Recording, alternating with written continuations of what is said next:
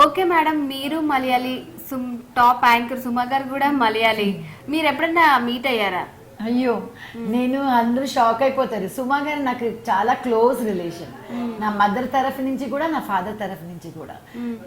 నా సుమా గారి మదరు నా బాబాయ్ భార్య సిస్టర్ అనమాట, కజిన్ సిస్టర్ అనమాట, కజిన్స్, వాళ్ళ కజిన్స్. సో చాలా దగ్గరగా, I mean very close relationship. Father side నుంచి కూడా నా ఫాదర్ సైడ్ నుంచి కూడా తన రిలేషన్. సో అలాగా father mother both sides. So actually నాకు తెలియదు, బికాజ్ నేను చెప్పినట్టు నేను బాంబేలో పుట్టాను పెరిగాను. సో నాకు అంతా తెలియదు.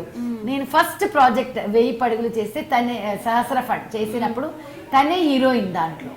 సో తన మదర్ వచ్చింది అక్కడ.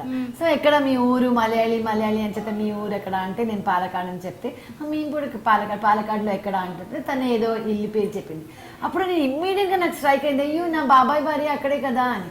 మళ్ళీ నేను ఇంటికి వచ్చి నా మదర్తో చెప్పాను. అప్పుడు నేను అవుట్డోర్ విజయవాడ సైడ్ లో ఉన్నాము. అప్పుడు నా మదర్తో చెప్పాను, అయ్యో నా పిన్ని లాగానే ఉంది, తనకి కొంచెం పోలికలు ఆ మదర్కి, సుమా మదర్కి అంటే. నా మదర్ చెప్పింది, అవును నారాయణ కుట్టి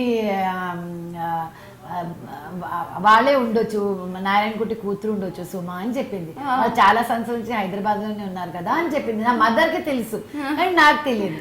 అలాగే నాకు వాళ్ళ క్లోజ్ రిలేషన్షిప్ అని తెలిసిపోయింది. అలాగా తన మదర్ తో నేను అప్పుడప్పుడు మాట్లాడుతూనే ఉంటాను.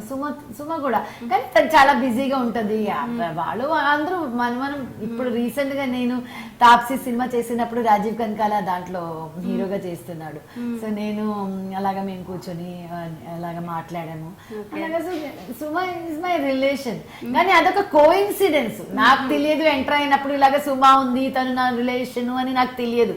కానీ నేను బికాజ్ నేను బాంబేలో పుట్టాను పెరిగాను, కానీ తర్వాత నాకు తెలిసిపోయింది దట్ షీఈస్ ఎ జీనియస్.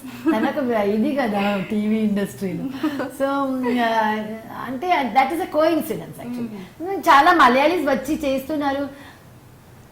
అదొక్క it is not maybe they are కొంచెం నేను అలాగా చెప్పను. తెలుగు వాళ్ళు కూడా ఎంత బ్యూటిఫుల్గా ఎంత బాగా చేస్తున్నారు, హైలీ టాలెంటెడ్ ఉన్నారు.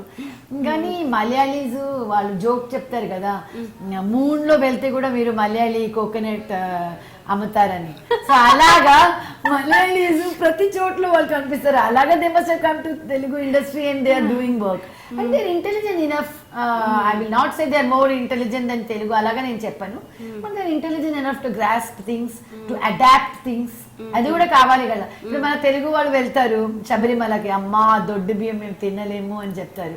అదే ఇప్పుడు కేరళ వాళ్ళు ఇక్కడ వచ్చి అబ్బా ఎంత బాగుందో మీరు మీ ఫుడ్ అది ఇది వాళ్ళు అడాప్ట్ చేసేస్తారు. ఓకే, మీ వాళ్ళు you are so Telugu people are more very very comfortable with their food.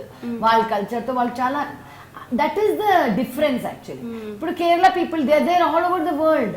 ఇప్పుడు వాళ్ళు గల్ఫ్ కంట్రీస్ మొత్తం మలబార్ నుంచే వెళ్ళి వాళ్ళంతా అక్కడ డెవలప్ చేశారు. అంటే దే రెడీ టు, వాళ్ళు ఎంత కష్టం వాళ్ళు భరించడానికి రెడీగా ఉన్నారు. వాళ్ళకి ఈజీ లైఫ్ అంత పే చేయదు అని తెలుసు. If you work hard we will become better.